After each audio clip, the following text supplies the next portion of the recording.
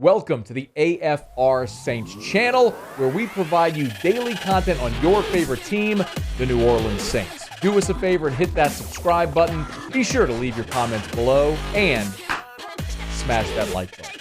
Who dat? Saints are playing the Packers tonight, and a lot of eyes are going to be on Ian Book. He struggled in the preseason opener against the Houston Texans. He put the ball on the ground. He threw an interception off a tip ball. We had an open receiver, clean pocket. He threw it high, and it got picked. He has just not been very good. Let's just call it what it is. Last year, in the regular season game against the Miami Dolphins, that was really, really unfair. I mean, for any quarterback with that roster to play against an NFL team was just unfair. He was 12 of 20 for 135, no touchdowns, 2 picks, and had a QBR of 2.2. And his rating was 40.6. It was really bad. That was the regular season game against the Dolphins, and he wasn't really very good last week against the Texans either. It's fair to say, what if Ian Book were playing behind the starting offensive line, which included an all-pro like Ryan Ramczyk and Pro Bowlers like Eric McCoy, Andrews Pete? What if he was handing the ball to Alvin Kamara and throwing the ball to Mike Thomas and Jarvis Landry and Chris Olave? Maybe it's different. That's very fair. That's a very fair question to ask. You give a quarterback a starting offense, it's going to make him better. But we see other quarterbacks in backup roles not struggle as much as Ian Book has, which is why there's a lot of questions and concerns around him and what his future may be.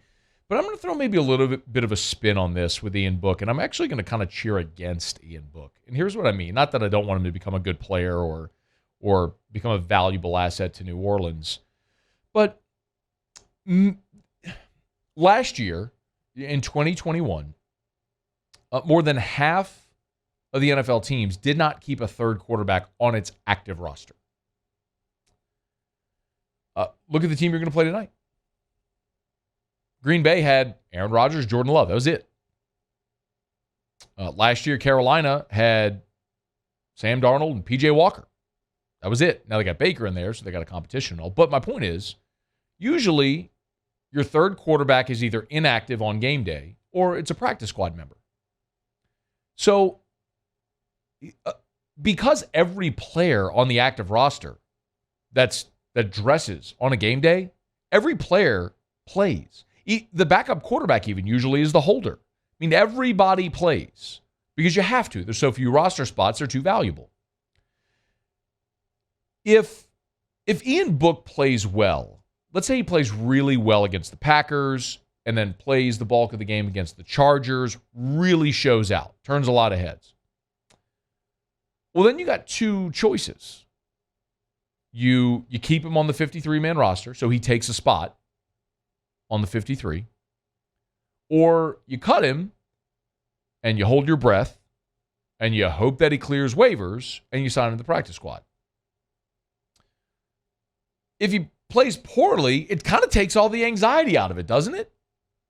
If he plays poorly, then you can cut him and then just sign him to the practice squad, because who's going to sign Ian Book to their active roster?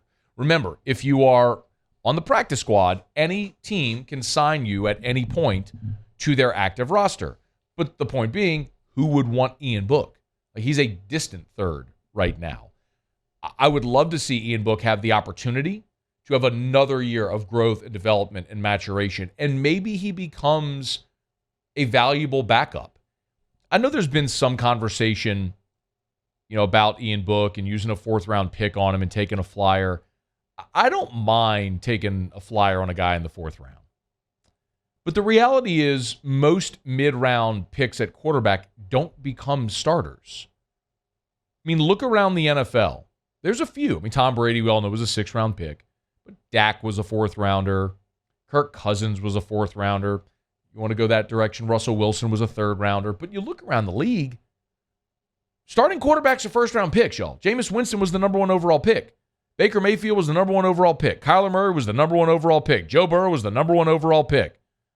Josh Allen, Patrick Mahomes, Lamar Jackson, Aaron Rodgers, Trey Lance. Trubisky looks like he's going to start in Pittsburgh. The guy was a total washout as the 3rd overall pick in Chicago, and it looks like he's going to get a chance to start in Pittsburgh now. Speaking of Chicago, Justin Fields, another top 5 pick.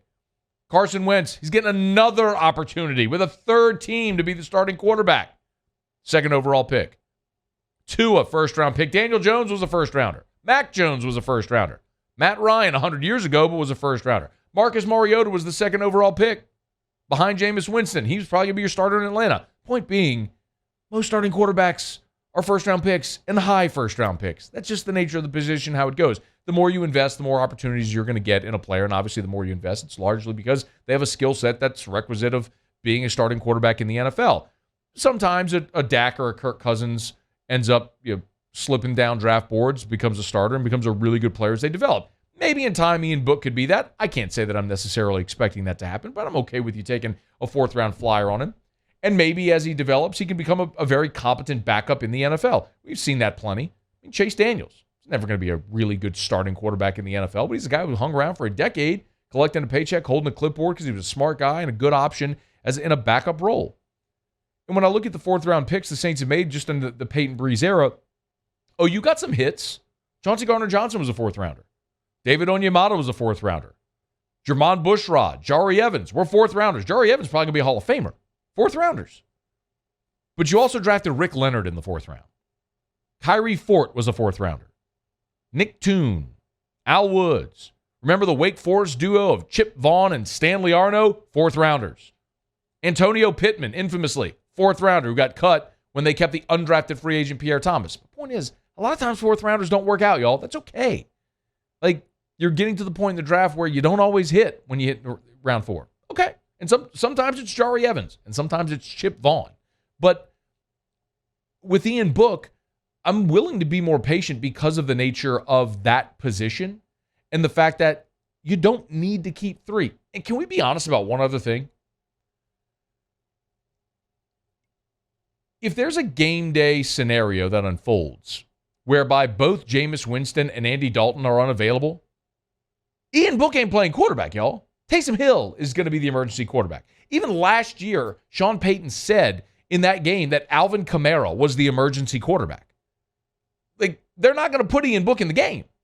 Not now. There might be a time where he can develop into that role as a backup where you feel it, but that ain't it right now. And nothing he does against the Packers or against the Chargers is going to change that.